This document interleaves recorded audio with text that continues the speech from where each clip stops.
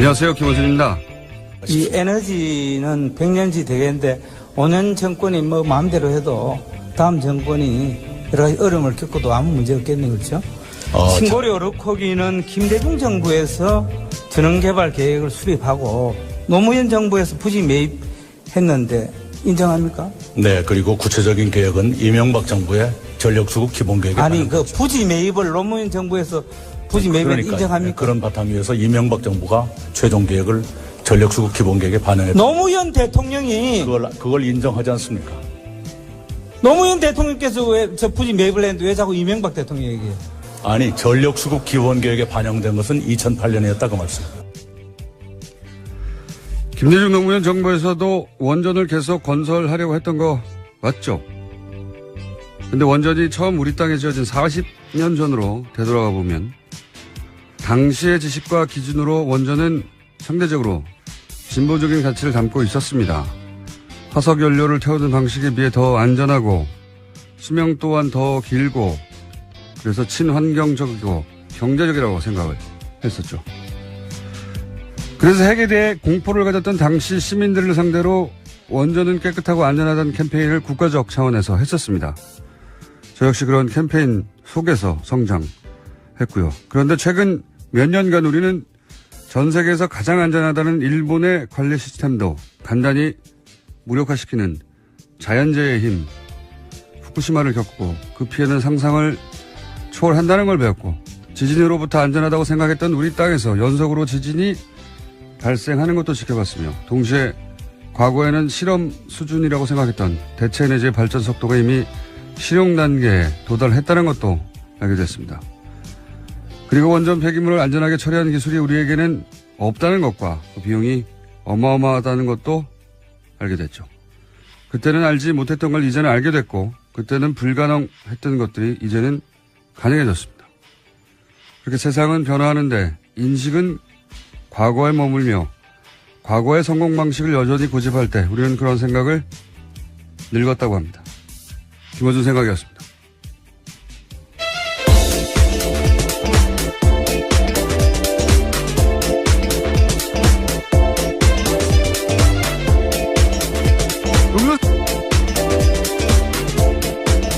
시사인의 김은지입니다. 네. 오늘 아침 오프닝 어땠습니까? 네, 자연스러웠습니다. 제가 이걸 김은지 기자에게 묻는 이유는 방송 시작 30초 전에 도착했기 때문에 오늘은 제가 제 시간에 못 오실 줄 알았는데요. 다행히 네, 오셨네요. 제가 이제 주차를 했더니 차에서 타는 냄새가 나더라고요. 자, 오늘도 제가 하지 않았습니다, 저는. 네. 자, 지금 처음 보는 뉴스를 한번 읽어볼까요? 어떤 뉴스가 있습니까? 오늘 저 뉴스는. 네, 국회가 박성진 중소벤처기업부 장관 후보자의 인사청문 경과보고서를 부적격 의견으로 채택했습니다. 여당인 더불어민주당 의원들이 퇴장한 상태에서 처리가 된 건데요. 박 후보자가 자진 사퇴를 거부하자 퇴장을 통해서 사실상 부적격 보고서 채택을 암묵적으로 동의했다라고 볼 수 있습니다. 그러니까요. 이제 청와대 코트로 공이 떨어졌어요. 예. 네, 그렇죠. 청문 보고서가 이제 오늘 국회에서 청와대로 넘어가게 되는데요. 그때 입장이 나올 것으로 보입니다. 알겠습니다. 자, 두 번째 뉴스는요. 자유한국당이 박근혜 전 대통령과 서청원 최경환 의원에게 자진 탈당을 권유했습니다. 박근혜 전 대통령에게는 국정 운영 실패에 대한 정치적 책임을 물은 거고요. 대표적인 친박 책임 핵심인 서청원 최경환 의원도 개파 전행에 책임을 지고 당을 떠나라는 겁니다. 최종 결정은 최고위를 거쳐서 윤리위가 하는데 탈당 권유가 의결되면 박 전 대통령이 거부해도 제명 처분이 내려집니다. 박 전 대통령 쪽과 서 의원 쪽은 침묵을 하고 있고요. 최 의원 쪽에서는 부당하다고 주장하고 있습니다. 이 같은 불협 화음이 커질 것 같자 홍준표 대표는 징계 논의 시작을 박근혜 전 대통령 1심 선고 무렵인 10월 중순으로 늦추자라고 제안했습니다. 이 일련의 흐름은 사실은 자유한국당 따로 또 바른정당 따로 소위 보수 진영이 각각 따로 떨어져서 움직인다고 보면 안 될 것 같고요. 예, 몇 차례 방송에서도 언급했지만 이제 이혜원 대표가 대표 장판인데 예, 사퇴했지 않습니까?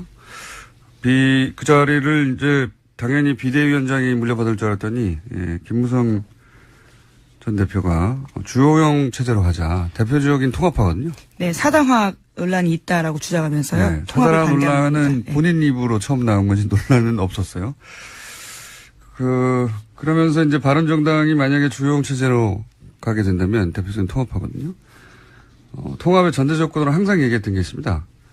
박근혜 전 대통령의 출당과 대표적인 친박 의원들 8적을 처리해달라. 근데 8명까지는 부담스러운 것 같고 2명에게 탈당을 권유했고 나머지 6명은 이제 당협위원장이라고 하는 자리 탈당이 아니에요. 그들이 있는 그 자리만 박탈하고 그런 조건을 열심히 만들고 있어요. 순식간에 빨리빨리 이 타이밍에 결국 이제 자유한국당이 원하는 것은 자유한국당 단독으로 문재인 정부에서 추진되는 그 어떤 법안도 통과되지 않도록 만들 수 있는 의석수. 네, 과반을 얻고 싶은 거죠.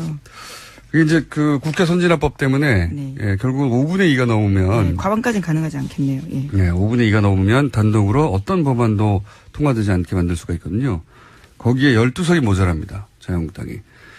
바른정당이 지금 자간파가 있기 때문에 수명이 다 온다고 볼 수는 없고 그중 12명만 뽑아오거나 혹은 만약에 그게 지금 부자연스럽다면 혹은 뭐 무리가 따른다면 적어도 당내에서 통합파가 주도해서 12명 정도는 항상 반드시 자유한국당에 동의하게 만들어서 모든 법안 저지 프로젝트가 진행되고 있다. 저는 이렇게 보고 있습니다. 네, 바른정당에서 어젯밤 그와 관련해서 논의가 좀 있었는데요. 의원총회가 열렸습니다. 심야에요. 유승민 비대위 체제 전환과 관련해서 논의했지만 합의하지 못했고요. 이에 따라서 비대위 대신해서 오는 11월에 조기 전당대회 열어서 새로운 지도부를 구성하기로 했습니다. 내게는 12척이 있다가 아니라 우리에겐 12명이 필요하답니다. 지금 자유한국당은. 그래서 모든 법안 저지 프로젝트가 거의 지금 목전까지 와 있는 상태. 그 정도 진행된 걸로 저는 보입니다. 이제. 자, 다음 뉴스는요? 네, 관련한 소식 하나만 더 전해드리면요. 박근혜 전 대통령이 서울구치소에 수감된 뒤 5개월이 넘었는데 정치인과는 면회한 일이 없다라고 동아일보가 전하고 있습니다. 그러니까 유영하 변호사와 윤전추 전 청와대 행정관만 만난다라는 건데요. 그렇기 때문에 이와 같은 소식을 전하면서 대통령의 뜻을 묻고 싶어도 묻지 못해서 답답해한다라는 보도가 있습니다. 심지어 최경환 의원 같은 경우에는요. 집단 면회를 가자라는 아이디어까지 냈다고 하는데 한 의원이 제동을 걸었습니다. 가서 만나주기라도 해야 할 텐데 문전박대만 당하면 무슨 소용이 있냐라고 해서요. 이 상황에 대해서 알고 있는 최 의원도 고개를 끄덕였다라고 합니다. 삐띠신 거죠? 자, 다음 뉴스 하겠습니다. 네, 검찰은 현재 청와대에서 새로 발견된 박근혜 정부의 블랙리스트가 워낙 많아서요. 이제는 박근혜 정부의 블랙리스트, 이명박 정부의 블랙리스트로 나눠서 불러야 될 건데 박근혜 정부의 블랙리스트와 관련해서 수사 중입니다. 지난 1일에 청와대에서 넘겨받은 전 정권 문건 9천여 건이 있기 때문인데요. 이와 관련해서 당시 비서실장이던 김기춘 전 실장과 정무수석이던 조윤선 전 장관 모두 회의 참석자로 문제가 있습니다. 하지만 검찰이 계속해서 이 두 사람을 소환 통보하고 있지만요. 소환에 응하지 않고 있다고 합니다. 처음에는 모두 나오겠다고 했는데 갑자기 말을 바꿔서 안 나오고 있다고 합니다. 오늘 콰이 관련해서 영장이 또 한 번 기각됐어요. 네. 지난주부터 누적되어 왔던 영장 기각에 대한 불만으로 이제 검찰이 공개적으로 문제 제기를 했었는데 거기 문제 제기했던 그 영장의 범위 속에 카이도 들어가 있었거든요. 강산비리 관련해서도 소위 이제 윤석열 체제하에서 기적적으로 기각되어 왔다고. 오늘 또 한 번 기각됐습니다. 카이. 네. 서로 자존심 혹은 뭐 감정 싸움 양상으로 취하고 있는 게 아닌가. 그 혜택은 사실은 범죄 혐의가 있는 분들이 받고 있습니다. 예, 카이 관련해서는 세 번째 구속영장 기각인데요. 이와 관련해서 이번에는 증거인멸 관련된 혐의였는데 서울중앙지법 강부영 영장전담 판사는 이렇게 밝혔습니다. 증거인멸죄가 성립하려면 타인의 형사사건에 관한 증거를 인멸해야 하는데 이번 사건 경우에는 자신의 사건과 관련된 증거인멸을 했기 때문에 충분히 소명됐다고 보기 어렵다는 겁니다. 혐의가. 역시 저는 이게 제가 법에 대해서 잘 몰라서 그런지 모르겠지만 자기 직을 인멸해도 되는 건가요? 제가 알고 있던 상식으로는 재판 전에 변호사들이 그런 조언을 하거든요. 이제 의심을 받을 행동을 절대 하지 마라. 한마디로 말해서 포괄적으로 뭔가 있다는 걸 없앤다든가 또는 뭐 자기한테 불리한 증언을 할 수도 있을 사람에게 연락을 한다든가 막 하고 싶잖아요. 그렇죠. 막 해명해 주고 싶잖아요. 그게 아니라고. 혹은 뭐 내가 이상하게 뭐 그때 심정은 무슨 기록을 남겼는데 불안해요. 그게 잘못 해석될까 막 없애고 싶잖아요. 아무것도 하지 말라 그러거든요. 그게 바로 구속의 사유가 된다고. 혹은 뭐 불리한 증거가 된다고 정황이. 자기 거를 없앴다고 해서 자기 혐의와 관련된 것들이라고 하는데요. 네. 검찰에 따르면 자기 혐의와 관련된 거. 해당 임원 같은 경우에는 카이에서 회계 기준과 관련해 가지고는 여러 가지 매출과 이익을 부풀린 바가 있는데 이와 관련한 핵심 증거들을 없앴다라고 보고 있습니다. 이제 이 납득이 안 가네. 또 이정렬 판사님한테 또 소환되셔야 되겠네요. 이 납득이 안 가네요. 예. 어쨌든 제가 잘 모르는 부분이 있을 수 있으니까 저는 납득이 안 갑니다만 영장 해설 전담 판사가 있기 때문에 저희가 이 사람 또 한번 짚어보겠습니다. 자, 이왕은 제가 이 말씀을 꺼낸 이유는 뭐냐면, 그렇게 해서 풀어줬더니, 조윤선 전 장관. 지금 나오지 않고 있다는 거죠. 예. 소환도 잘 받을 것 같고, 도저히 우려도 없고, 그런 것 같은데, 아니라는 겁니다. 네. 다음 뉴스는요? 네, 국가정보원 민간인 댓글 사건 관련돼서 계속 전해드리고 있습니다. 민간인이 동원한 온라인 여론조작 활동에 쓴 예산이 현재까지 파악된 액수만 해도 최소 60억 원이라고 한겨레 신문이 아침에 보도하고 있는데요. 검찰이 어제 민병주 전 국정원 심리전단장 피의자 신분으로 불러서 조사하면서 이와 같이 밝혔다라고 합니다. 심지어 2차 수사 의뢰 대상자까지 포함하면요. 돈이 더 올라갈 것으로 보인다라는 건데요. 최대 90억 원까지 이를 거란 전망이 나오고 있습니다. 저는 세 달의 숫자 정도는 썼을 거라고 봅니다. 이게 당시 이명박 정권에서는 차기 정권이 보수 정권으로 탄생하지 않으면 본인이 바로 단죄 대상이 될 수 있다라고 생각했었기 때문에 8, 90억이 중요한 게 아니었거든요. 네. 영수증이 존재하는 것으로만 그리고 또 그 명단이 파악된 것으로만 현재까지 그 정도 금액인 것이고, 저는 돈은 아낌없이 썼을 거라고 봅니다. 네, 당시에. 왜냐면 실제 이런 활동으로 국민들의 여론을 바꿀 수 있다고 생각했기 때문에, 그 국정원장뿐만 아니라, 국정원 전직 직원들까지 포함해서 대단히 광범위하게 활동을 했었단 말이죠. 그런데 8, 90억은 사실 국정원이 하는 일 혹은 정부가 하는 차원의 일 중에는 굉장히 작은 수준이거든요. 아주 미니 프로젝트에 가까운 거거든요. 저는 훨씬 더 큰 금액이 들어갔을 거라고 봅니다만 다 밝혀내기는 어려울지라도 그 정도보다는 클 것 같습니다. 예. 관련 뉴스가 또 있나요? 예, 돈과 관련된 뉴스가 또 있는데요. 민병주 전 국정원 심리전단장 같은 경우에는 양지혜 회장 그리고 노모기획회장을 2012년 5월 달에 만났다고 합니다. 시기가 묘한데요. 19대 총선 바로 다음 날입니다. 이때 민 전 단장이 이 자리에서 현금 500만 원의 돈 봉투를 줬다라고 하는데요.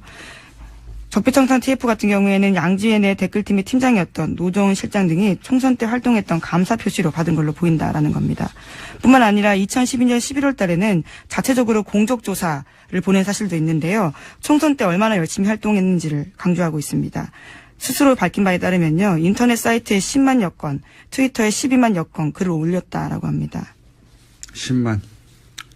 네, 양지혜만요. 네, 양지혜만. 예. 10만, 12만 건. 총선 다음 날. 네, 다음 달. 총선 다음 달에 노고를 취하했다는 것은. 바로 다음 날입니다. 다음 네. 달, 예. 적극적으로 선거에 개입했다는 거죠. 네. 사실, 이 국정원의 활동은 자기들이 원하는 건 정권이 원하는 거죠. 정권이 원하는 사람을 당선시키는 데 집중됐던 거예요. 기본적으로. 총선이든 대선이든. 그리고 그때 되돌이켜보면 그 시절에 선관위 디도스라든가, 예. 선거 관련해서도 이상한 일들이 많았었죠. 예. 터널 디도스라고 하는 것도 있었고요. 터널 디도스는 제가 붙인 이름이고, 예. 선거 시간, 그러니까 투표 시간에 맞추지 못하게 터널에 교통사고를 일으켜서, 예. 네, 기내 지역이었던 걸로 아는데. 투표소에 도착하지 못하게 만드는 터널 디도스, 물리적인 거죠. 예. 인터넷에서 하는 게 아니라. 그런 사건도 있었고, 굉장히 많은 사건들이 있었습니다. 그런 사건들의 국정원의 직접적인 연결을 의심해 볼 만한 거죠. 예. 그런 거는 우연이고 겨우 댓글만 조직적으로 했다. 그렇게 생각하기 힘듭니다. 네. 거기까지 진도나가기는 아직 먼 길인 것 같긴 합니다만, 예. 여하간 국정원은 적극적으로 선거에 개입했었다. 이렇게 볼 뉴스입니다. 자, 한두 개 정도 더 하고 끝낼 수 있을 것 같습니다. 네, 이명박 정부 당시 블랙리스트와 관련된 내용이 또 나왔는데요. 어제 MBC 노조 파업 현장에 김재동 씨가 참석했습니다. 여기서 자신이 겪었던 일에 대해서 이야기를 했는데 사실상 외압을 받은 정황에 대해서 공개했습니다. 노무현 전 대통령 서거 일주기 추모제 사회를 보지 말라라는 외압을 받았고요. 심지어 자신의 동향에 대해서 청와대에 보고한 정황도 있었다라는 겁니다. 한번 들어보겠습니다. 국정원 직원 별로 겁내지 마세요. 이거 진짜 좀 국정원 직원들이 새겨들어야 됩니다. 능력이 좀 있어야 돼요. 저 만나는 보고 문자를 국정원 담당자한테 보내야 되는데 국정원 직원이 저한테 보냈어요. 예를 들면 18시 30분 설해마을 김재동 만나 국정원한테 보냈어요. 제가 전화했어요. 문자 잘못 보내신 것 같습니다. 국정원에 협조한 사람이 깊은 자괴감을 느꼈어요. 이들에게 과연 국가 안보를 맡길 수 있는가? 예. 본인을 만난 국정원 직원이 만났다는 보고를 잘못해서 본인한테 했다는. 예. 그 정도로 허술했다라는 거죠. 예. 정말 보고하고 싶었던 거 아닐까요? 김재동 씨한테요. 슬쩍 알려준 건가요? 이런 네. 식으로까지 진행된다라는 사실을. 이렇게 겁먹어라. 내가 이렇게 항상 보고한다, 너의 동향을. 혹은 이걸 폭로해다오. 양심적인, 간접적인 제보자였던 거죠. 자, 이 문자를 가지고 폭로해다오라고. 눈치를 못 챘어요, 김재동 씨가. 그래도 김재동 씨는 직접 만나서 이렇게 동향 파악을 했군요. 네. 왜냐하면 가지 말라는 이야기를 하기 위해서 직접 만났다라고 합니다. 그렇군요. 예. 그러니까 직접 만나지 않고도 많은 방법이 있거든요. 예, 아마 이거 외에도 여러 가지 방법으로 감시하지 않았을까 싶은 의심되는 정황들도 있습니다. 기본적으로는 항상 요주의 인물로 체크하고 있었겠죠. 예. 근데 그 행사는 특별히 가지 말라고 강력하게 전달하기 위해서 아마 그런 직원이 오지 않았을까 생각이 드네요. 제가 겪은 일을 얘기하면 저도 한 2시간 정도 오늘 시간을 그걸로 때울 수 있는데 이런 일을 김재동 씨가 겪었다. 블랙리스트였던 거죠. 예, 기본적으로. 네, 이거 실제로 블랙리스트에 이름이 올라간 명단 자체가 나왔습니다. 자, 블랙리스트 관련해서는 구체적인 명단이 나오다 보니까 그 명단의 대상이 되는 분들이 내가 왜 올라가 있지? 라는 분들부터 나는 왜 안 올라가 있지? 라는 분들까지 아주 다양합니다. 근데 어제, 문성근 씨한테 연락이 왔어요. 저한테도. 예.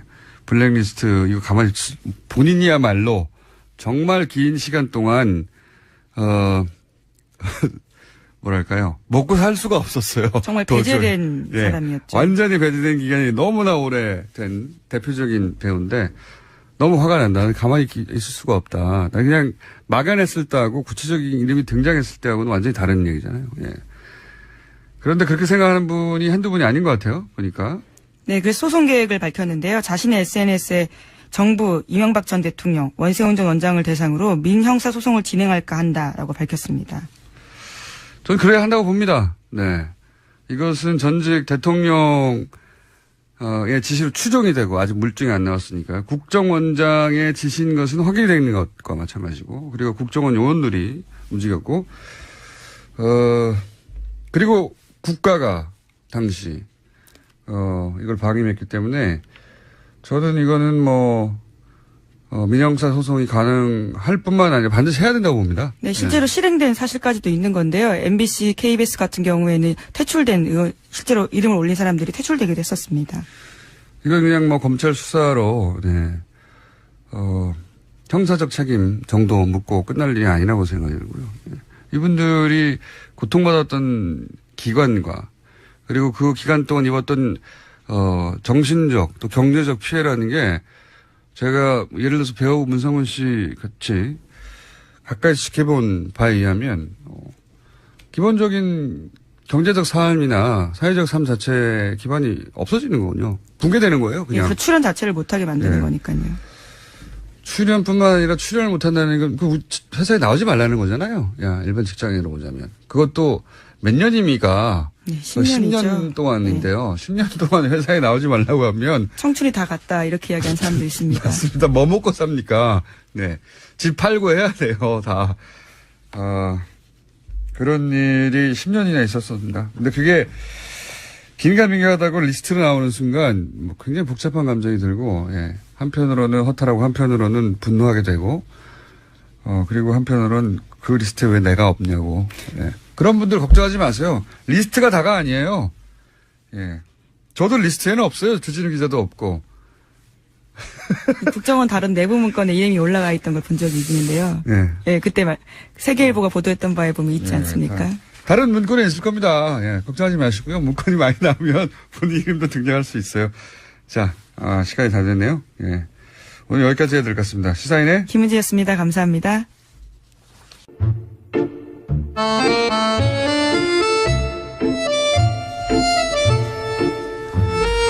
뜨거운 코너입니다. 더불어민주당 안민석 의원 나오셨습니다. 네, 안민석 의원입니다. 오늘 이 자리가 아주 불편합니다. 아시죠, 김성태 의원님? 자유한국당 김성태 의원님 나오셨습니다. 안녕하십니까? 예, 김성태입니다. 예. 네. 내부자 둘. 저희가 자유한국당의 김성태 의원님이 바른정당의 김성태 의원님이었다가 갑자기 신분이 변했을 때 한번 저희 문자창이 폭발한 적이 있습니다. 네. 이 문자들이 모니터를 뚫고 나오지 않을까 싶을 정도의 폭발적인 문제가 있었는데, 예. 최근에 거의 그에 맞먹는 수준으로, 네. 문자가 터지고 있습니다. 심지어는 출연하지 않는 날 문자가 몇백 통씩 오고 있다. 어떻게 생각하십니까? 안민석 의원님? 저도 곤혹스러워요. 우리 김성태 의원님이 지난번 최순실 국정농단 게이트 청문회 위원장 때 보여주셨던 그런 모습으로 국민들에게 초질간 평가됐다 그러면은 저도 이 자리가 더 신나고 또 함께 선의의 경쟁도 하고 또 국민들에게 또 재밌는 프로그램을 만들어냈을 텐데 지난번 그 박쥐파동에 이어서 이번에는 또 장애인 부모들 또 일반 국민들의 아주 그 마음을 아프게 하는 일이 생겨서요. 정치라는 게요. 별거 아니라고 봅니다. 가난하고 힘없고 이 사회적 약자들의 눈물을 닦아주는 행위가 정치라고 보거든요. 그들의 눈물을 닦아주지는 못할 망정 눈물을 나게 하는 정치를 하는 분이 김성태 의원님이 아니었으면 바라겠습니다. 저는 지금이라도 여러 가지 다 차치하고 이 장애 아이들을 가진 그 부모님의 심정을 김성태 의원님이 아주 따뜻하게 보듬어 주시기를 바라고요.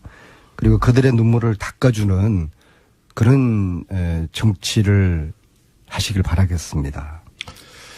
의원님 잠깐만요. 이 사건이 도대체 어떻게 되는지 모르는 분도 사실은 적지 않아요. 예. 그래서 그래요? 예. 자, 그래서 저희가 아주 짧은 버전으로 왜 지금 안민석 의원님이 이런 얘기를 하시는지 들려드리겠습니다. 저는 초등등 교육을 책임지고 있는 교육감으로서 장애인의 교육권, 장애인 학생들의 교육권, 학습권을 보장해야 된다는 그런 법적 책무가 있습니다.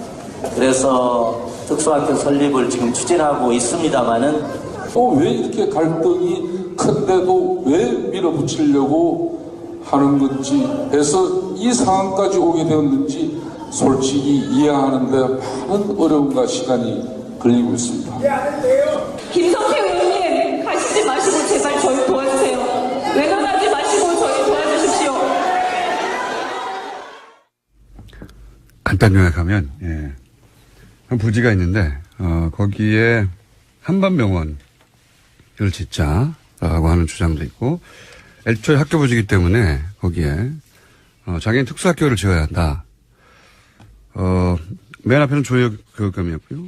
그리고 김성태 의원님 잠깐 나오셨고, 왜 이런 논란이 있느냐. 학부모가, 얘기 다 듣고 하시라고, 여기에 꼭 특수학교를 지어야 한다고. 뭐 이런, 그날 나왔던 이야기 요약본입니다. 예. 이 요약본인데, 이제, 김성태 의원님이 말하자면 특수학교 부지에 왜 한방병원을, 지으려고 하느냐라는 지탄의 후코스가 되신 거예요? 그죠? 한마디로 요약하면? 예. 네.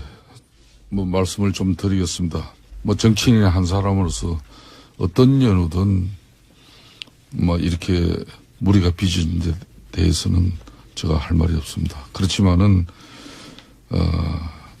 지금 이 방송에서도 제가 비판받고 또 정치인으로 책임을 제가 달게 받아야 될 일이 있으면 저는 지겠습니다.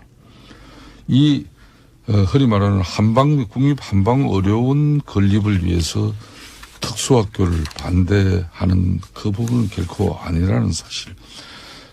발단은 이렇게 됐습니다. 저희 지역구에 영구 임대 아파트 가장 그러니까 어려운 사람들이 사는 주거 공간 그 한복판에 초등학교가 학생 수 감소로 폐교되었습니다. 그 폐교된 학교 부지에 서울시 교육청은 이제 특수학교를 짓겠다는 거였고, 그에 따라서 주민들 반발이 엄청나게 나왔습니다.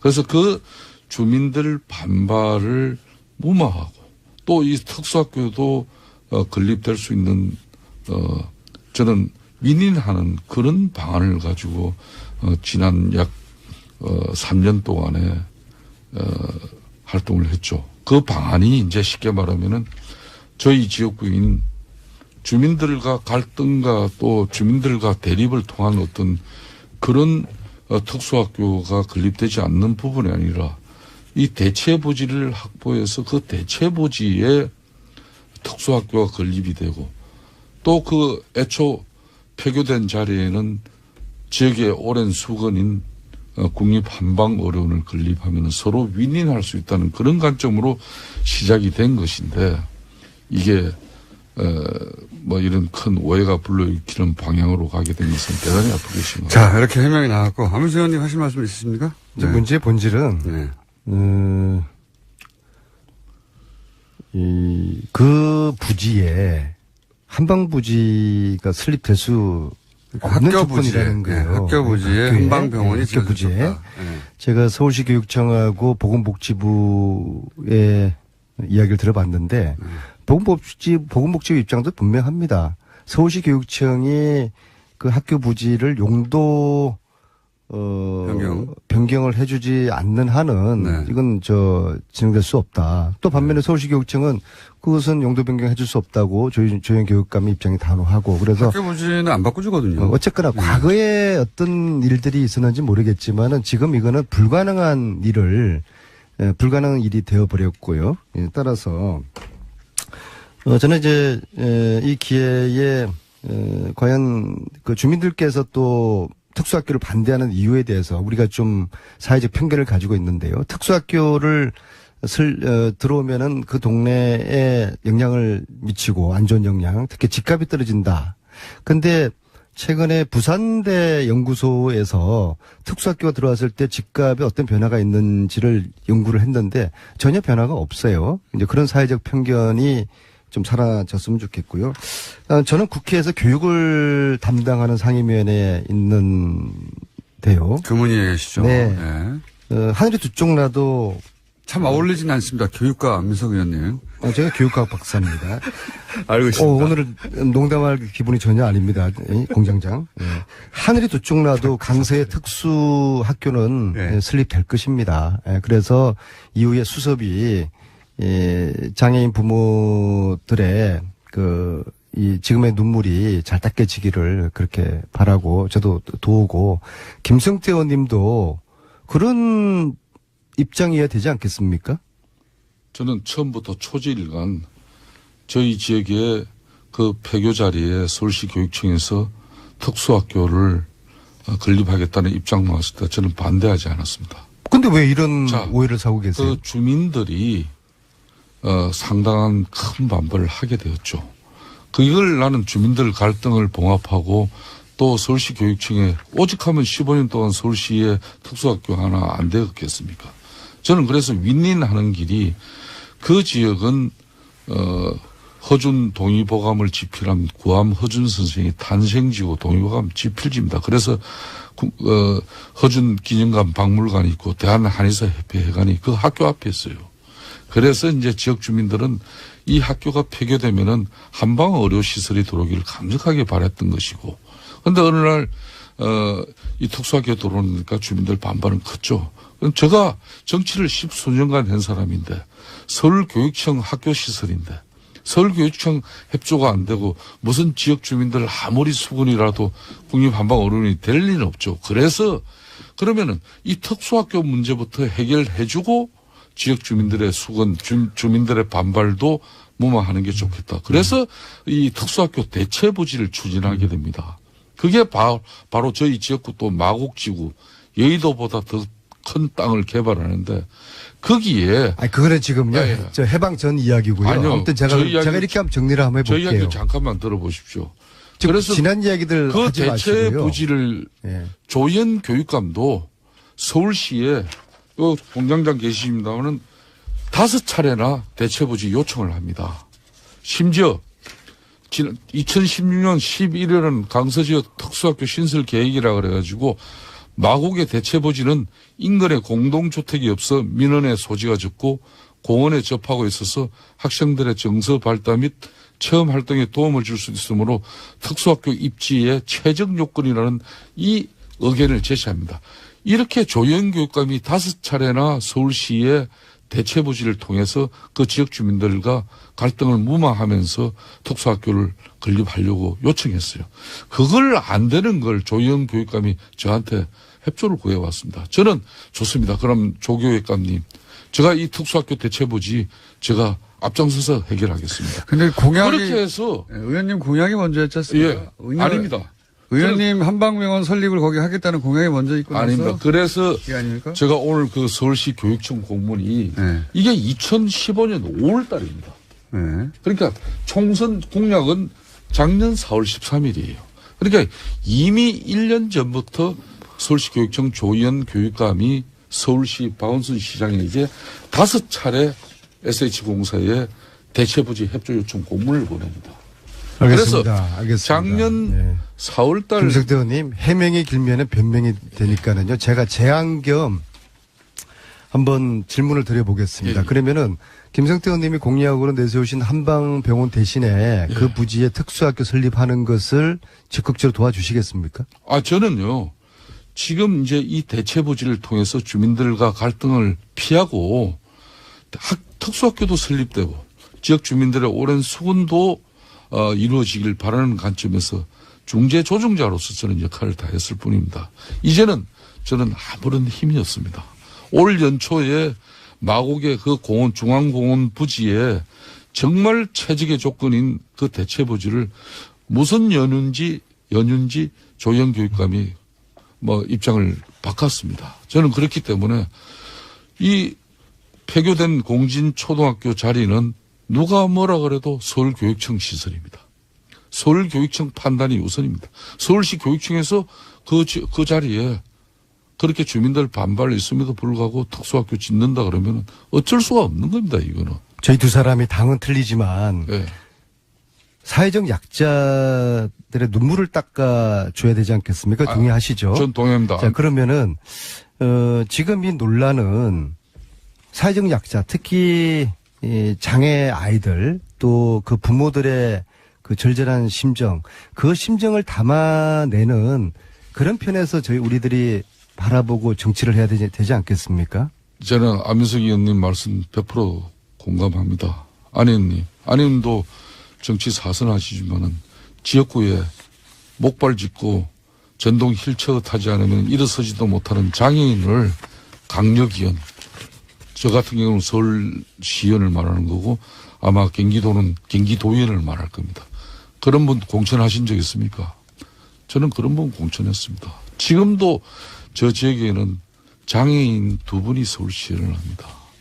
제가 왜 이런 말씀을 드리는가 하면 저는 특수학교 결코 반대하지 않습니다. 네, 그래서 그러면은 저도 특수학교- 교육위원회에서 도울 테니까 특수학교 그 학교 지어져야 설립 합니다. 적극적으로 우리가 도와주는데 팔을 걷어붙이고 그렇습니다. 나서시죠. 그러니까 앞으로 저의 역할이 있다 그러면 네.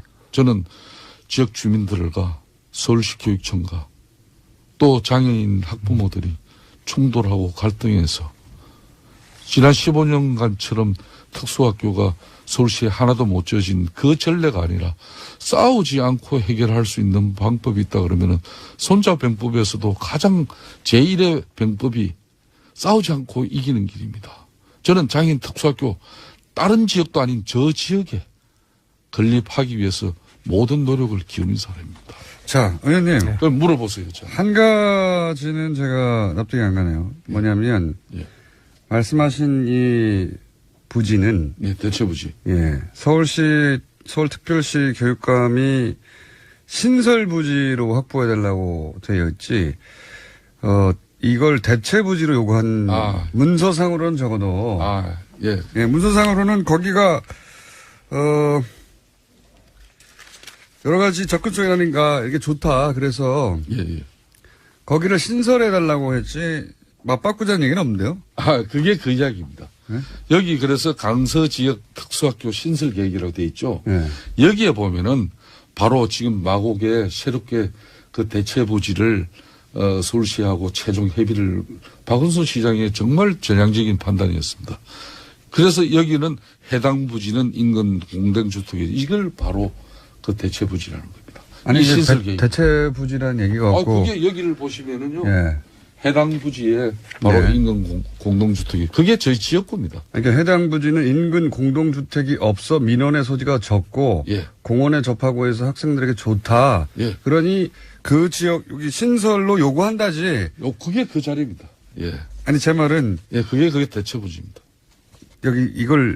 여기를 신설해 달라는 예. 거지. 이걸로 대체하자는 말이야. 신설이든 대체부지든 그 부지에 예, 한방병원 짓고 지금 학교 부지에 특수학교 지으면은 서로 상생하는 거 아닙니까? 그렇습니다. 그래서 아니 그게 이제 의원님 주장이고. 아니, 주장이 아니죠, 아니라. 아니죠. 예. 김수태 의원님은 저게 팩트입니다. 그 대체부지 마곡지구 거기에 특수학교를 짓자는 예, 그였죠. 그러니까 그걸 대체부지에 확보해주는 전제하에 서울시 교육감도 기존 이 폐교된 이 자리는 지역의 특수성, 역사성을 감안해서 그럼 한방어려운 그렇게 정인도 있습니다. 2015년 4월 달에 조희연 교육감과 제가 이건 합의한 사항이에요.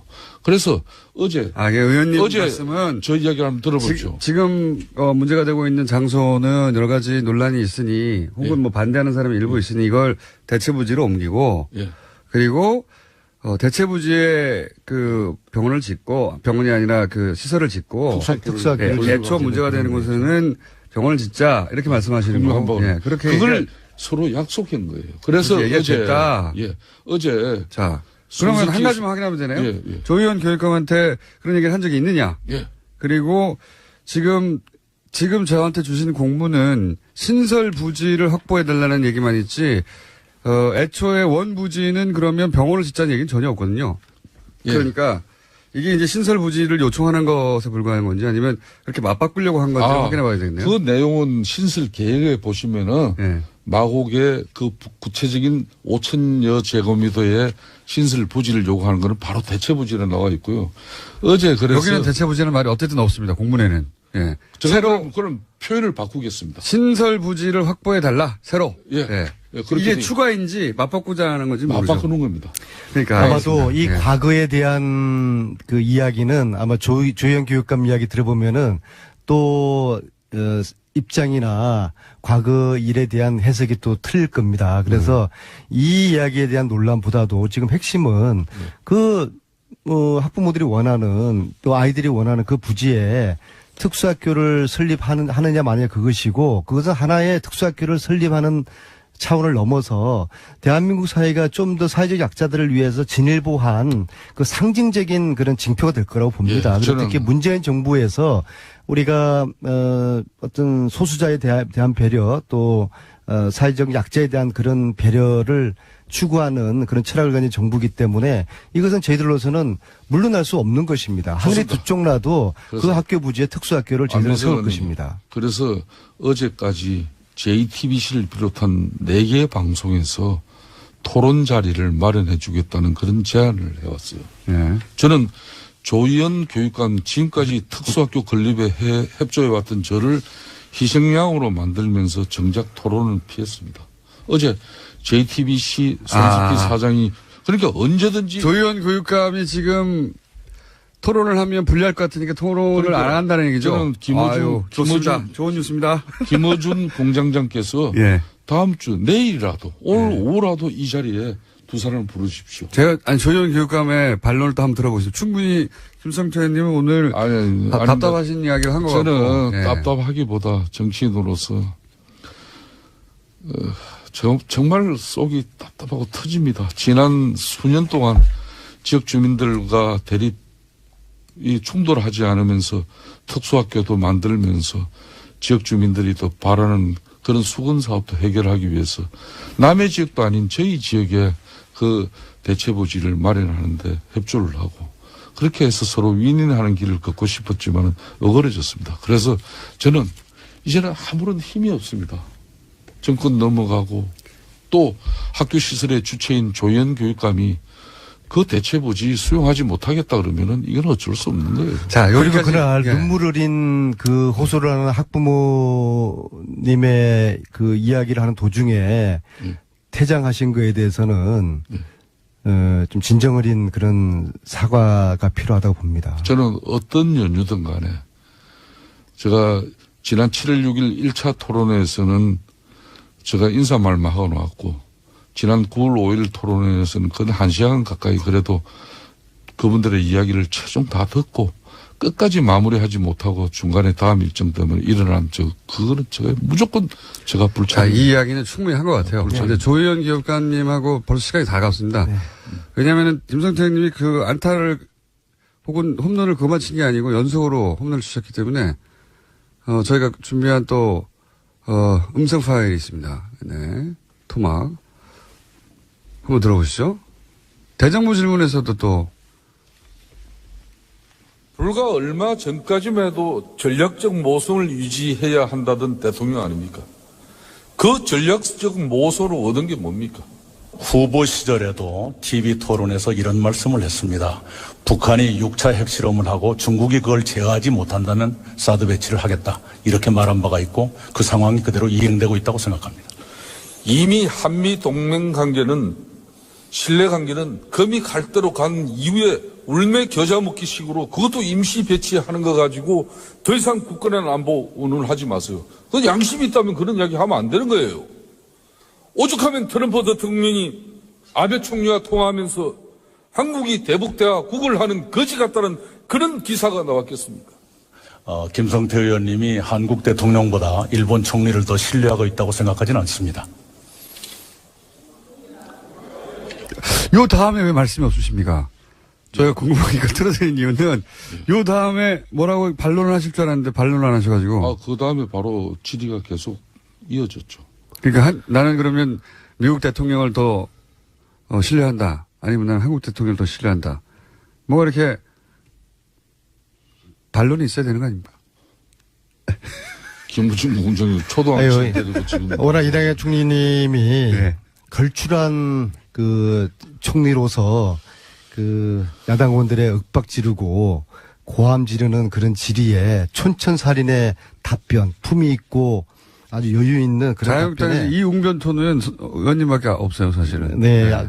아니, 다른 의원님들도 마찬가지예요. 아니, 거기는 고함만 지르고 그래서 의원님 약간 투쟁적인 웅변투. 예. 걸출한 총리께서 야당 의원들의 질의에 잘 대응을 해 주셔서 국민들이 지금 속이 후련하다고 하시지 않습니까? 앞으로도 걸출한 총리께서 걸출한 그런 답변 또 총리 역할을 잘 해 주시길 바라겠습니다. 아니, 총리님에 대한 얘기를 할 게 아니고, 김성태 의원님과. 김성태 의원님은 저희 얘기에 대해서 할 말이 없으시죠? 아니죠. 저는 이낙연 총리 정말 안민석? 대단한 김성태 의원입니다. 그래서 현금 500만 원의 돈 봉투를 줬다라고 하는데요. 적폐청산 TF 같은 경우에는 양지회 내 댓글팀의 팀장이었던 노정훈 실장 등이 총선 때 활동했던 감사 표시로 받은 걸로 보인다라는 겁니다. 뿐만 아니라 2012년 11월 달에는 자체적으로 공적조사를 보낸 사실도 있는데요. 총선 때 얼마나 열심히 활동했는지를 강조하고 있습니다. 스스로 밝힌 바에 따르면요. 인터넷 사이트에 10만여 건, 트위터에 12만여 건 글을 올렸다라고 합니다. 10만. 네, 양지회만요. 네. 양주에만. 예. 10만, 12만 건. 총선 다음 날. 네. 다음 달. 총선 다음 달에 노고를 취하했다는 것은. 바로 다음 날입니다. 아, 다음 네. 달, 예. 적극적으로 선거에 개입했다는 거죠. 네. 사실, 이 국정원의 활동은 자기들이 원한다는 건 정권이 원하는 거죠. 정권이 원하는 사람을 당선시키는 데 집중됐던 거예요. 기본적으로. 총선이든 대선이든. 그리고 그때 되돌이켜보면 그 시절에 선관위 디도스라든가, 예. 선거 관련해서도 이상한 일들이 많았었죠. 예. 터널 디도스라고 하는 것도 있었고요. 터널 디도스는 제가 붙인 이름이고, 예. 선거 시간, 그러니까 투표 시간에 맞추지 못하게 터널에 교통사고를 일으켜서, 예. 네, 김해 지역이었던 걸로 아는데. 투표소에 도착하지 못하게 만드는 터널 디도스, 물리적인 거죠. 예. 인터넷에서 하는 게 아니라. 그런 사건도 있었고, 굉장히 많은 사건들이 있었습니다. 그런 사건들의 국정원의 직접적인 연결을 의심해 볼 만한 거죠. 예. 그런 거는 우연이고, 겨우 댓글만 조직적으로 했다. 그렇게 생각하기 힘듭니다. 네. 거기까지 진도나가기는 아직 먼 길인 것 같긴 합니다만, 예. 여하간 국정원은 적극적으로 선거에 개입했었다. 이렇게 볼 뉴스입니다. 자, 한두 개 정도 더 하고 끝낼 수 있을 것 같습니다. 네, 이명박 정부 당시 블랙리스트와 관련된 내용이 또 나왔는데요. 어제 MBC 노조 파업 현장에 김대동 씨가 참석했습니다. 여기서 자신이 겪었던 일에 대해서 이야기를 했는데 사실상 외압을 받은 정황에 대해서 공개했습니다. 노무현 전 대통령 서거 일주기 추모제 사회를 보지 말라라는 외압을 받았고요. 심지어 자신의 동향에 대해서 청와대에 보고한 정황도 있었다라는 겁니다. 한번 들어보겠습니다. 국정원 직원 별로 겁내지 마세요. 이거 진짜 좀 국정원 직원들이 새겨들어야 됩니다. 능력이 좀 있어야 돼요. 저 만나는 보고 문자를 국정원 담당자한테 보내야 되는데 국정원 직원이 저한테 보냈어요. 예를 들면 18시 30분 설해마을 김제동 만나 국정원한테 보냈어요. 제가 전화했어요. 문자 잘못 보내신 것 같습니다. 국정원에 협조한 사람이 깊은 자괴감을 느꼈어요. 이들에게 과연 국가 안보를 맡길 수 있는가? 예. 본인을 만나는 국정원 직원이 만났다는 보고를 잘못해서 본인한테 했다는. 예. 그 정도로 허술했다라는 거죠. 예. 정말 보고하고 싶었던 건 의심을 받을 행동을 절대 하지 마라. 한마디로 말해서 포괄적으로 뭔가 있던 걸 없앤다든가 또는 자기한테 불리한 증언을 할 수도 있을 사람에게 연락을 한다든가 막 하고 싶잖아요. 그렇죠. 막 해명해 주고 네. 싶잖아요. 그게 아니라고. 혹은 내가 이상하게 그때 심정은 무슨 기록을 남겼는데 불안해요. 그게 잘못 해석될까 막 없애고 싶잖아요. 아무것도 하지 말라 그러거든요. 그게 바로 구속의 사유가 된다고. 혹은 불리한 증거가 된다고 정황이. 자기 걸 없앴다고 해서. 자기 혐의와 관련된 것들이라고 하는데요. 네. 검찰에 따르면 자기 혐의와 관련된 거. 해당 임원 같은 경우에는 카이에서 회계 기준과 관련해 가지고는 여러 가지 매출과 이익을 부풀린 바가 있는데 이와 관련한 핵심 증거들을 없앴다라고 보고 있습니다. 이제 이 납득이 안 가네. 또 이정열 판사님한테 또 소환되셔야 되겠네요. 이 납득이 안 가네요. 예. 어쨌든 제가 잘 모르는 부분이 있을 수 있으니까 저는 납득이 안 갑니다만 영장 해설 전담 판사가 있기 때문에 저희가 이 사람 또 한번 짚어보겠습니다. 자, 이하건 제가 이 말씀을 꺼내는 이유는 뭐냐면 그렇게 해서 풀어줬더니 조윤선 전 장관 지금 나오지 않고 있다는 거죠. 있다는 거죠. 예. 소환도 잘 받을 것 같고 도저히 우려도 없고 그런 것 같은데 아니라는 겁니다. 네. 다음 뉴스는요? 네, 국가정보원 민간인 댓글 사건 관련돼서 계속 전해드리고 있습니다. 민간인이 동원한 온라인 여론조작 활동에 쓴 예산이 현재까지 파악된 액수만 해도 최소 60억 원이라고 한겨레 신문이 아침에 보도하고 있는데요. 검찰이 어제 민병주 전 국정원 심리전단장 피의자 신분으로 불러서 조사하면서 이와 같이 밝혔다라고 합니다. 심지어 2차 수사 의뢰 대상자까지 포함하면요. 돈이 더 올라갈 것으로 보인다라는 건데요. 최대 90억 원까지 이를 거란 전망이 나오고 있습니다. 저는 3달의 숫자 정도는 썼을 거라고 봅니다. 이게 당시 이명박 정권에서는 차기 정권이 보수 정권으로 탄생하지 않으면 본인이 바로 단죄 대상이 될 수 있다라고 생각했었기 때문에 8, 90억이 중요한 게 아니었거든요. 네. 영수증이 존재하는 것으로만 그리고 또 그 명단이 파악된 것으로만 현재까지 그 정도 금액인 것이고 저는 돈은 아낌없이 썼을 거라고 봅니다. 네, 당시에. 왜냐하면 실제 이런 활동으로 국민들의 여론을 바꿀 수 있다고 생각했기 때문에 국정원장뿐만 아니라 국정원 전직 직원들까지 포함해서 대단히 광범위하게 활동을 했었단 말이죠. 그런데 8, 90억은 사실 국정원이 하는 일 혹은 정부가 하는 차원의 일 중에는 굉장히 작은 수준이거든요. 아주 미니 프로젝트에 가까운 거거든요. 저는 훨씬 더 큰 금액이 들어갔을 거라고 봅니다만 다 밝혀내기는 어려울지라도 그 정도보다는 클 것 같습니다. 예. 관련 뉴스가 또 있나요? 예, 돈과 관련된 뉴스가 또 있는데요. 민병주 전 국정원 심리전단장 같은 경우에는 양지혜 회장 그리고 노모기획회장을 2012년 5월 달에 만났다고 합니다. 시기가 묘한데요. 19대 총선 바로 다음 날입니다. 이때 민 전 단장이 이 자리에서 이렇게 보고 있습니다. 네, 바른정당에서 어젯밤 그와 관련해서 논의가 좀 있었는데요. 의원총회가 열렸습니다. 심야에요. 유승민 비대위 체제 전환과 관련해서 논의했지만 합의하지 못했고요. 이에 따라서 비대위 대신해서 오는 11월에 조기 전당대회 열어서 새로운 지도부를 구성하기로 했습니다. 4개는 12척이 있다가 아니라 우리에겐 12명이 필요하답니다. 지금 자유한국당은. 그래서 모든 법안 저지 프로젝트가 거의 지금 목전까지 와 있는 상태. 그 정도 진행된 걸로 저는 보입니다. 이제. 자, 다음 뉴스는요?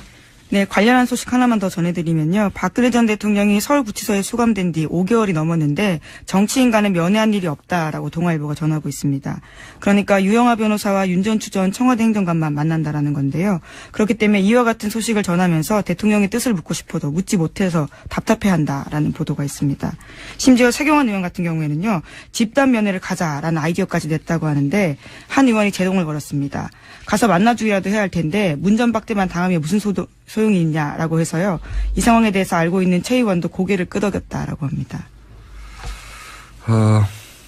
삐띠신 거죠? 자, 다음 뉴스 하겠습니다. 네, 검찰은 현재 청와대에서 새로 발견된 박근혜 정부의 블랙리스트가 워낙 많아서요. 이제는 박근혜 정부의 블랙리스트, 이명박 정부의 블랙리스트로 나눠서 불러야 될 건데 박근혜 정부의 블랙리스트와 관련해서 수사 중입니다. 지난 1일에 청와대에서 넘겨받은 전 정권 문건 9천여 건이 있기 때문인데요. 이와 관련해서 당시 비서실장이던 김기춘 전 실장과 정무수석이던 조윤선 전 장관 모두 회의 참석자로 문제가 있습니다. 하지만 검찰이 계속해서 이 두 사람을 소환 통보하고 있지만요. 소환에 응하지 않고 있다고 합니다. 처음에는 모두 나오겠다고 했는데 갑자기 말을 바꿔서 안 나오고 있다고 합니다. 오늘 콰이 관련해서 영장이 또 한 번 기각됐어요. 네.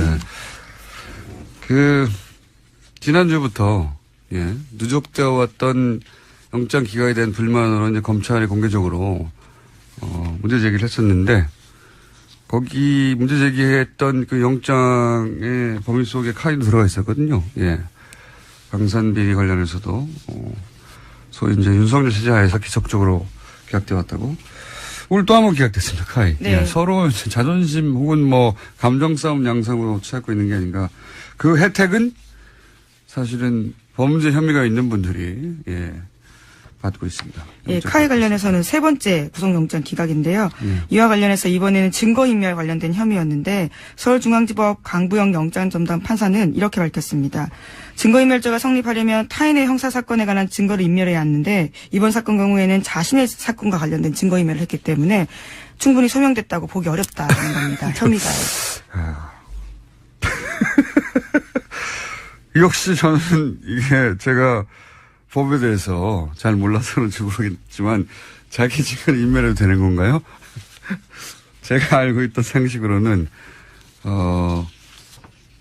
재판 전에 변호사들이 그런 조언을 하거든요. 안녕하세요. 김원준입니다. 이 에너지는 100년지 되겠는데 5년 정권이 뭐 마음대로 해도 다음 정권이 여러 가지 어려움을 겪어도 아무 문제 없겠네요. 그렇죠? 신고리 오르코기는 김대중 정부에서 전원개발 계획을 수립하고 노무현 정부에서 부지 매입했는데 인정합니까? 네, 그리고 구체적인 계획은 이명박 정부의 전력수급 기본계획에 아니 그 부지 매입을 노무현 정부에서 부지 매입을 인정합니까? 그런 바탕 위에서 이명박 정부가 최종 계획을 전력수급 기본계획에 반영했다. 노무현 대통령이 그걸 인정하지 않습니까? 노무현 대통령께서 왜 저 부지 매입을 했는데 왜 자꾸 이명박 대통령 얘기해요? 아니, 전력수급 기본계획에 반영된 것은 2008년이었다고 말씀. 김대중 노무현 정부에서도 원전을 계속 건설하려고 했던 거 맞죠? 근데 원전이 처음 우리 땅에 지어진 40년 전으로 되돌아가 보면 당시의 지식과 기준으로 원전은 상대적으로 진보적인 가치를 담고 있었습니다. 화석 연료를 태우는 방식에 비해 더 안전하고 수명 또한 더 길고 그래서 친환경적이고 경제적이라고 생각을 했었죠. 그래서 핵에 대해 공포를 가졌던 당시 시민들을 상대로 원전은 깨끗하고 안전하다는 캠페인을 국가적 차원에서 했었습니다. 저 역시 그런 캠페인 속에서 성장했고요. 그런데 최근 몇 년간 우리는 전 세계에서 가장 안전하다는 일본의 관리 시스템도 간단히 무력화시키는 자연재해의 힘, 후쿠시마를 겪고 그 피해는 상상을 초월한다는 걸 배웠고 지진으로부터 안전하다고 생각했던 우리 땅에서 연속으로 지진이 발생하는 것도 지켜봤으며 동시에 과거에는 실험 수준이라고 생각했던 대체에너지 발전 속도가 이미 실용 단계에 도달했다는 것도 알게 됐습니다. 그리고 원전 폐기물을 안전하게 처리하는 기술이 우리에게는 없다는 것과 그 비용이 어마어마하다는 것도 알게 됐죠. 그때는 알지 못했던 걸 이제는 알게 됐고 그때는 불가능했던 것들이 이제는 가능해졌습니다. 그렇게 세상은 변화하는데 인식은 과거에 머물며 과거의 성공 방식을 여전히 고집할 때 우리는 그런 생각을 늙었다고 합니다. 김어준 생각이었습니다.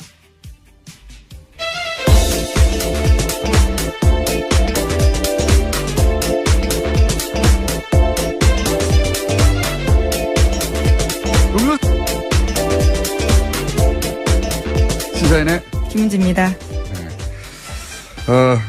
오늘 아침 오프닝 어땠습니까? 네, 자연스러웠습니다. 제가 이걸 김은지 기자에게 묻는 이유는 방송 시작 30초 전에 도착했기 때문에 오늘은 제가 제 시간에 못 오실 줄 알았는데요. 다행히 네, 오셨네요. 제가 이제 주차를 했더니 차에서 타는 냄새가 나더라고요. 자, 오늘도 제가 하지 않았습니다. 저는. 네. 자, 지금 처음 보는 뉴스를 한번 읽어볼까요? 어떤 뉴스가 있습니까? 오늘 저 뉴스는. 네, 국회가 박성진 중소벤처기업부 장관 후보자의 인사청문 경과보고서를 부적격 의견으로 채택했습니다. 여당인 더불어민주당 의원들이 퇴장한 상태에서 처리가 된 건데요. 박 후보자가 자진 사퇴를 거부하자 퇴장을 통해서 사실상 부적격 보고서 채택을 암묵적으로 동의했다라고 볼 수 있습니다. 그러니까요. 이제 청와대 코트로 공이 떨어졌어요? 예. 네, 그렇죠. 청문 보고서가 이제 오늘 국회에서 청와대로 넘어가게 되는데요. 그때 입장이 나올 것으로 보입니다. 알겠습니다. 자, 두 번째 뉴스는요? 자유한국당이 박근혜 전 대통령과 서청원 최경환 의원에게 자진 탈당을 권유했습니다. 박근혜 전 대통령에게는 국정 운영 실패에 대한 정치적 책임을 물은 거고요. 대표적인 친박 책임 핵심인 서청원 최경환 의원도 개파 전행에 책임을 지고 당을 떠나라는 겁니다. 최종 결정은 최고위를 거쳐서 윤리위가 하는데 탈당 권유가 의결되면 박 전 대통령이 거부해도 제명 처분이 내려집니다. 박 전 대통령 쪽과 서 의원 쪽은 침묵을 하고 있고요. 최 의원 쪽에서는 부당하다고 주장하고 있습니다. 이 같은 불협 화음이 커질 것 같자 홍준표 대표는 징계 논의 시작을 박근혜 전 대통령 1심 선고 무렵인 10월 중순으로 늦추자라고 제안했습니다. 이 일련의 흐름은 사실은 자유한국당 따로 또 바른정당 따로 소위 보수 진영이 각각 따로 떨어져서 움직인다고 보면 안 될 것 같고요. 예, 몇 차례 방송에서도 언급했지만 이제 이혜원 대표가 대표 자강파인데 예, 사퇴했지 않습니까? 그 자리를 이제 당연히 비대위원장이 물려받을 줄 알았더니 예, 김무성 전 대표가 주호영 체제로 하자. 대표적인 통합파거든요. 네, 사당화 논란이 있다라고 주장하면서요. 네, 통합을 사당 논란은 반대합니다. 본인 입으로 처음 나온 거지 논란은 없었어요. 그러면서 이제 바른정당이 만약에 주호영 체제로 가게 된다면 대표적인 통합하거든요. 통합의 전제 조건으로 항상 얘기했던 게 있습니다. 박근혜 전 대통령의 출당과 대표적인 친박 의원들 8적을 처리해달라. 근데 8명까지는 부담스러운 것 같고 2명에게 탈당을 권유했고 나머지 6명은 이제 당협위원장이라고 하는 자리 탈당이 아니에요. 그들이 있는 그 자리만 박탈하고 그런 조건을 열심히 만들고 있어요. 순식간에 빨리빨리 이 타이밍에 결국 이제 자유한국당이 원하는 것은 자유한국당 단독으로 문재인 정부에서 추진되는 그 어떤 법안도 통과되지 않도록 만들 수 있는 의석수. 네, 과반을 얻고 싶은 거죠. 그게 이제 그 국회 선진화법 때문에 네. 예, 결국은 5분의 2가 넘으면 네, 과반까지는 가능하지 않겠네요. 예. 예, 5분의 2가 넘으면 단독으로 어떤 법안도 통과되지 않게 만들 수가 있거든요. 거기에 12석이 모자랍니다. 자유한국당이. 바른정당이 지금 자강파가 있기 때문에 수명이 다 온다고 볼 수는 없고 그중 12명만 뽑아오거나 혹은 만약에 그게 지금 부자연스럽다면 혹은 뭐 무리가 따른다면 적어도 당내에서 통합파가 주도해서 12명 정도는 항상 반드시 자유한국당에 동의하게 만들어서 모든 법안 저지 프로젝트가 진행되고 있다.